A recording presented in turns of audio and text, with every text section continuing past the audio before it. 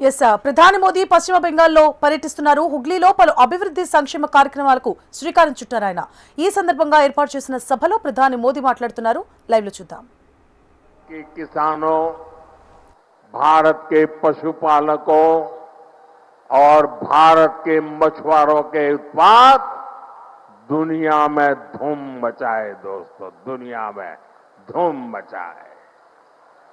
इसलिए देश भर में फूड प्रोसेसिंग फैसिलिटी और कोल्ड स्टोरेज चेन बनाने पर बहुत काम हो रहा है। यहां बनने वाली भाजपा सरकार इस काम को भी तेज गति से आगे बढ़ाएगी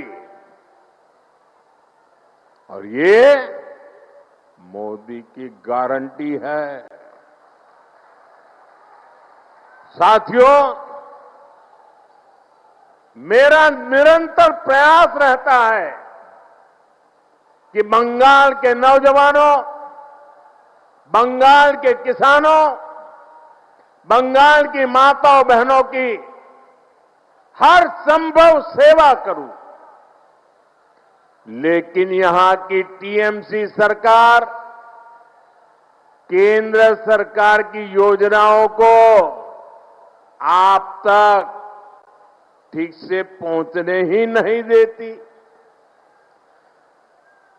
अरे भाई, अगर इनको मोदी से परेशानी है ये तो मैं समझ सकता हूं, इनको बीजेपी से दुश्मनी है ये भी समझ में आता है, लेकिन टीएमसी तो बंगाल के लोगों से अपनी दुश्मनी निकाल रही है।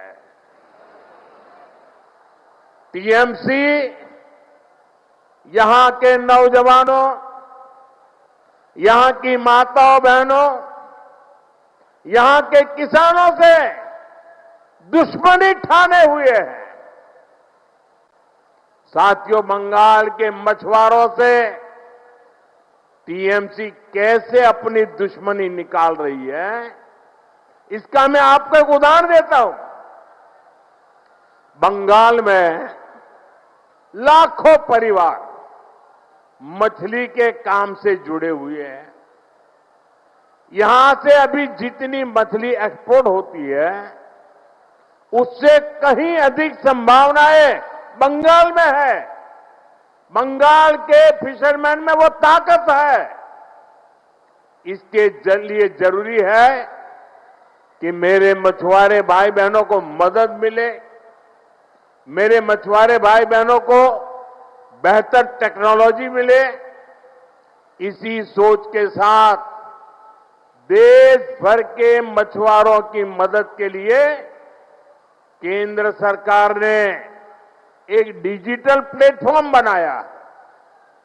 इस डिजिटल प्लेटफॉर्म पर देश भर की राज्य सरकारें अपने यहां के मछुआरों के नाम रजिस्टर करवा रही है। लेकिन बंगाल में इस काम पर ब्रेक लगा हुआ है। हम बंगाल की टीएमसी सरकार को बार बार चिट्ठी लिखते हैं। मुख्यमंत्री जी चिट्ठी नहीं पढ़ती है, लेकिन अफसरों को तो पढ़ने दो। लेकिन टीएमसी सरकार यहां के मछुआरों के रजिस्ट्रेशन में बिल्कुल सहयोग नहीं कर रही है।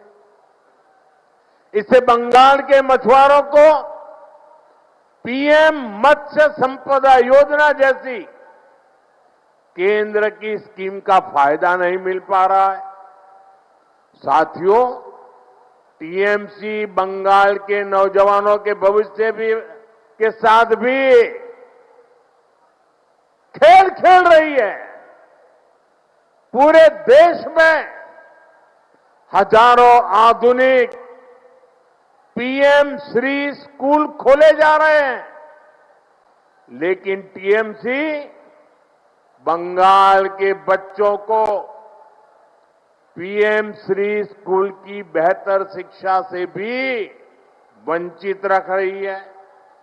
आप मुझे बताइए, बंगाल के बच्चों का भविष्य तबाह कर रही टीएमसी सरकार को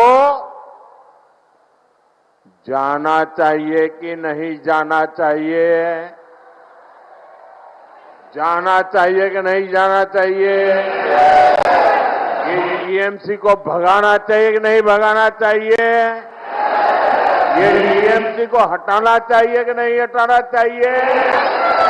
बंगाल को बचाना चाहिए कि नहीं बचाना चाहिए? नौजवानों का भविष्य बनाना चाहिए कि नहीं बनाना चाहिए? माताओं बहनों को सुरक्षा देनी चाहिए कि नहीं देनी चाहिए? क्या ऐसी टीएमसी सरकार को